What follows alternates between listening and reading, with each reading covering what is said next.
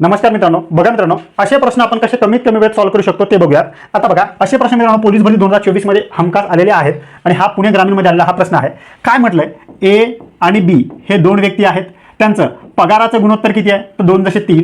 खर्चाचं गुणोत्तर किती आहे, 2:5 आणि प्रत्येकाची 400 रुपये बचत होते असं म्हणताय, दोघांची पण, ए आणि बी ची पण. तर एचा पगार आपल्याला विचारला तर काय करायचं मित्रांनो, इथे पगार लिहायचा आहे. पगाराचं गुणोत्तर किती आहे सर, 2:3.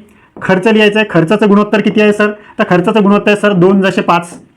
आता यांच्यामध्ये डिफरन्स काढायचा आहे. त्यांचा डिफरन्स समान असेल त्यावेळेस दोघांची सारखी बचत असेल ना, पण इथं जर 0 आहे, इथं 2 आहे, तर नाही आहे. तर अशा वेळेस काय करायचं आहे, अशा वेळेस मित्रांनो ह्या दोघांचा डिफरन्स काढायचा आहे, खर्चाचा डिफरन्स काढायचा. किती डिफरन्स आहे, 5 मधून 2 गेले तर 3 आणि ह्या 3नी ह्या पगाराच्या गुणोत्तरला गुणायचं आहे. 3 दुनी तर सर 6 आणि 3 त्रिक तर सर 9 आणि हे खर्चाचं गुणोत्तर जसेच्या तसं लिहून टाकायचं आहे. बस आता डिफरन्स बघा, 6 मधून 2 गेले तर सर 4 आणि 9 मधून 5 गेले तर सर 4. आता डिफरन्स समान झालाय आणि मित्रांनो आपल्याला म्हटलंय आता हे 4 म्हणजे 400 आहे, तर सर हे 4 म्हणजे सर 400 आणि आपल्याला काय विचारलंय, तर एचा पगार विचारलाय.